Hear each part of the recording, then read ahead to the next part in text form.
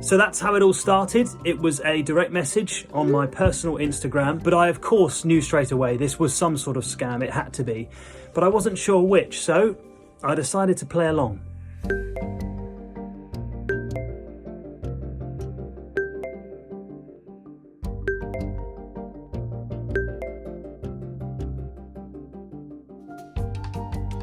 I want to see if these pictures are of a real person. They're being used by lots of scammers on dating sites, and here is the real person, a German influencer.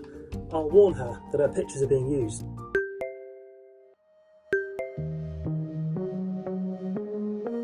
This explains a lot. Jessica has just sent me a screenshot of her cryptocurrency profits, $47,000, and she's basically saying, you can be rich too.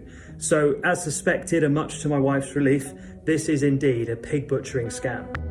Pig butchering scams are a big problem. The US FBI estimates that at least $3 billion were lost through them last year.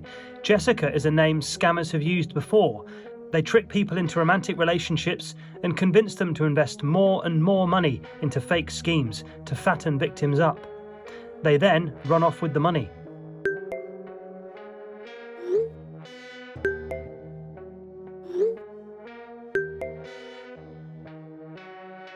It's kind of a combination of those two. The love bombing of, hey, we have a future together because you're coming to Chicago and you're buying me a meal.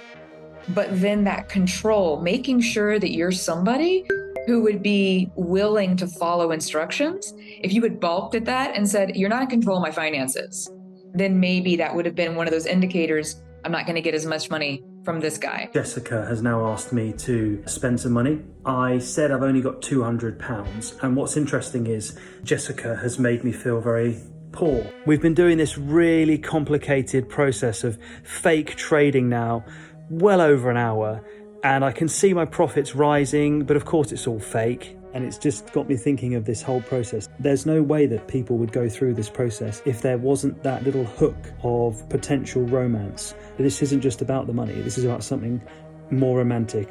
Jessica asked me to buy USDT, which is Tether, which is a stable coin. And I'm intrigued as to why Jessica asked me to buy this particular coin. There's a big infrastructure now that enables them to launder Tether.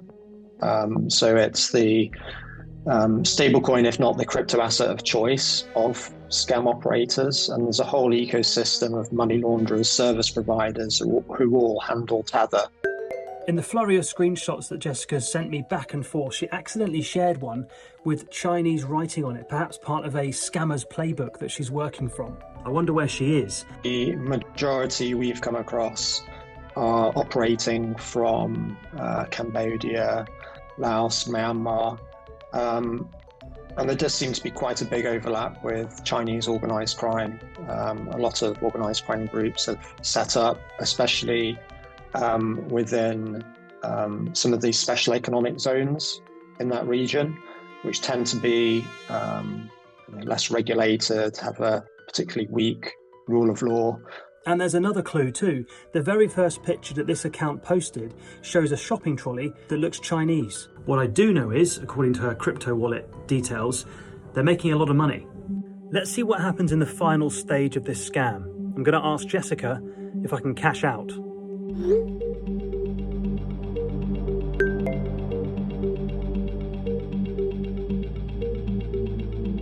They're asking me to give you my passport, essentially, and my name and everything like that.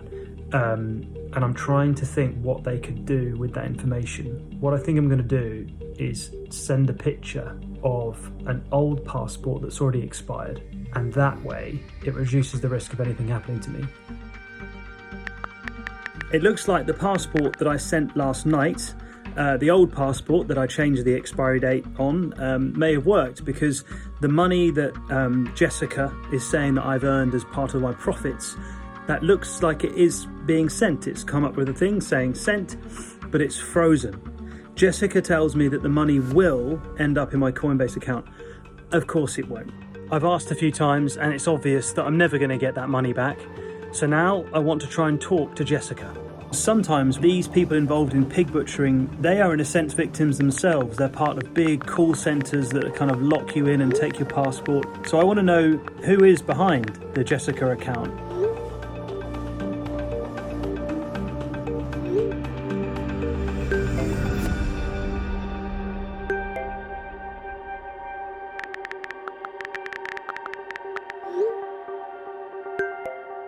We've had 8 weeks of keeping up this pretense, and now they've just dropped it.